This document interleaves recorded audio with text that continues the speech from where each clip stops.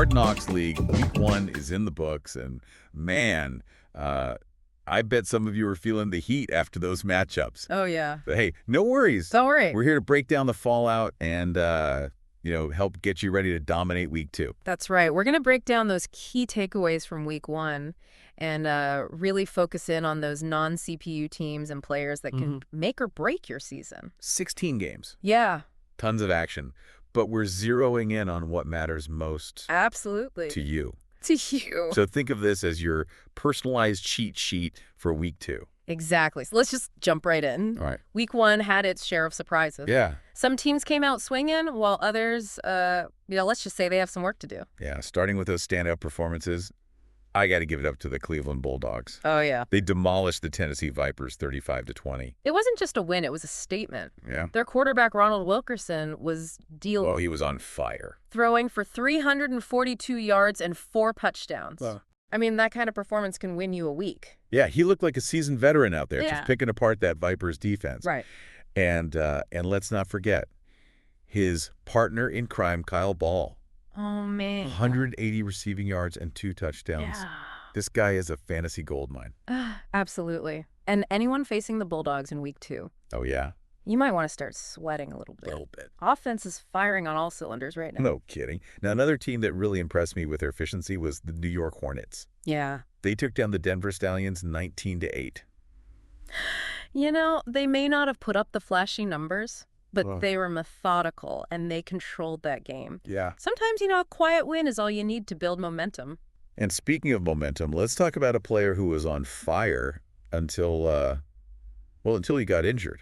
Oh, no. Josh Woods, running back for the Los Angeles Griffins. Oh, yeah. He was unstoppable. Yeah. In week 1, 140 rushing yards and a touchdown. Just a beast out there. Yeah, it was brutal to see him go down with that foot injury. Yeah. Out for week 2, Ooh. which is a massive blow to the Griffins and anyone who drafted him. Yeah, this is a huge reminder that injuries can change the game just like that. Snaps fingers. If you're relying on Josh Woods, you need to be scouring that waiver wire for a replacement. And while we're on the topic of injuries, Oh, yeah. the New York Hornets also took a hit.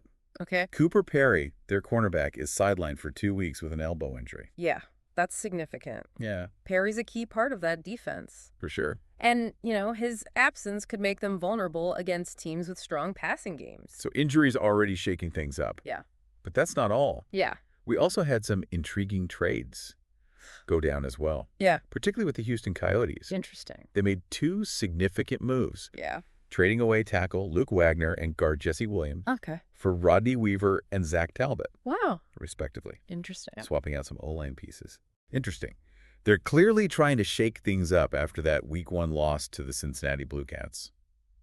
What do you make of these trades?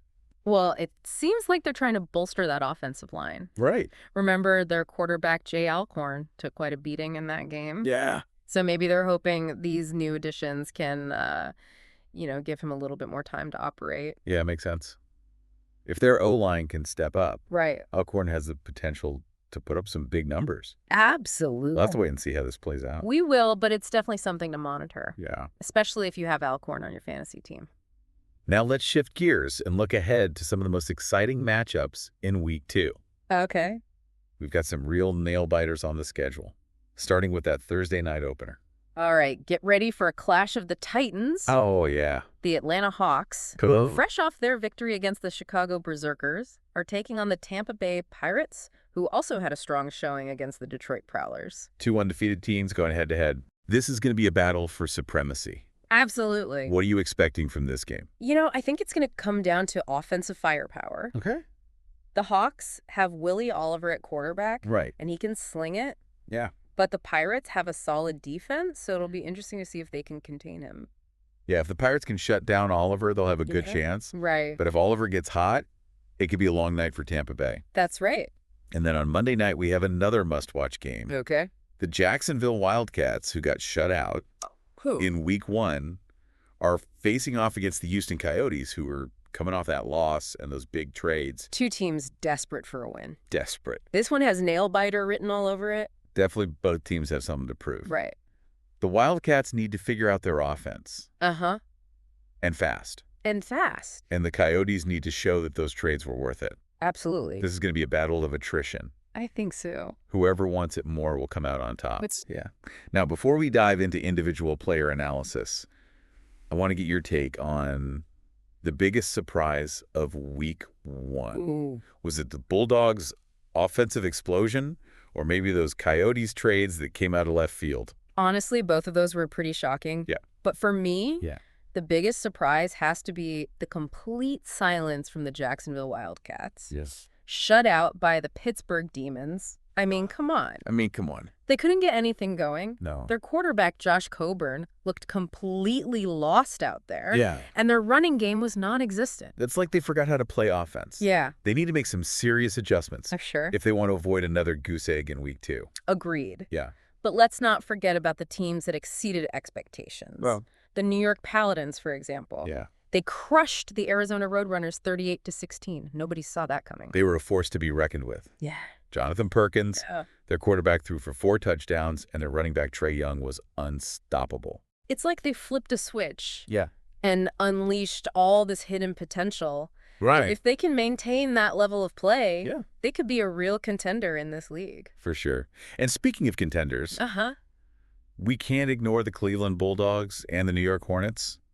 No. Both teams look incredibly sharp in week one. They're the early frontrunners, no doubt about it. Yeah. But it's a long season, It is. and there's still plenty of time for other teams to emerge. Absolutely. Anything can happen in the Hard Knocks League. Oh, yeah. That's what makes it so exciting. It is. Now let's get down to brass tacks. Yeah. What advice do you have for our listener as they prepare for week two? First and foremost, don't overreact to week one results. Okay. It's just one game. Right. Don't make any rash decisions based on a small sample size. That's good advice. Sometimes it's easy to get caught up in the hype or panic after a single game, but you got to stay level-headed. Exactly. Look at the bigger picture. Yeah. Analyze your team's strengths and weaknesses and make adjustments accordingly. And don't forget about the waiver wire. Oh, yeah. It can be a gold mine, It can. especially early in the season when other managers are still figuring things out. Absolutely. Pay attention to injuries and emerging players. Yeah. You might find a diamond in the rough that can give your team a much-needed boost. Now let's talk about some specific players to target. Okay. With Josh Woods out for week two, Right. his backup Bryce Hooper becomes a valuable asset. He's the top waiver wire pickup this week. Yeah, okay. He might not have Woods' talent, but he's a capable running back Yeah. who could put up some decent numbers. And if you're looking for a wide receiver with upside, Yeah. keep an eye on Kevin Moran from the Detroit Prowlers. Yeah, he had a solid game in week one. Yeah. And he could be in line for more targets if their quarterback, Ethan Zimmerman, continues to struggle. Good call. Yeah. And how about some under-the-radar players who could have breakout performances in week two? Well, I'm intrigued by Chris Ashley, wide receiver for the Tennessee Vipers. He had a monster game against the Baltimore Owls, Yeah. and he could be a real difference maker Right. if their quarterback situation stabilizes. That's a bold prediction. I like it. What about on the defensive side of the ball? Keep an eye on Jordan Blair, defensive tackle for the Buffalo Bulls. All right. He was a beast against the Las Vegas Vigilantes, Yeah. and he could be a disruptive force against any offense. All right. So we've covered injuries, waiver wire targets, Uh-huh. and potential breakout players. Right. Anything else our listeners should keep in mind as they head into week two? Remember, it's a marathon, not a sprint. Stay flexible, my friend. Okay. Don't be afraid to make adjustments, whether it's on your roster, your game plan, or your mindset. Right. The Hard Knocks League is constantly evolving, Yeah. and the best managers are the ones who can adapt and roll with the punches. Couldn't have said it better myself. All right. That's a wrap on our week one recap and week two preview. Thanks for joining us on this roller coaster ride through the Hard Knocks League. We'll be back next week to break down all the action from week 2. Until then, good luck with your matchups, and may your fantasy dreams come true. Thanks for a week one banger. And remember to knock that subscribe button hard.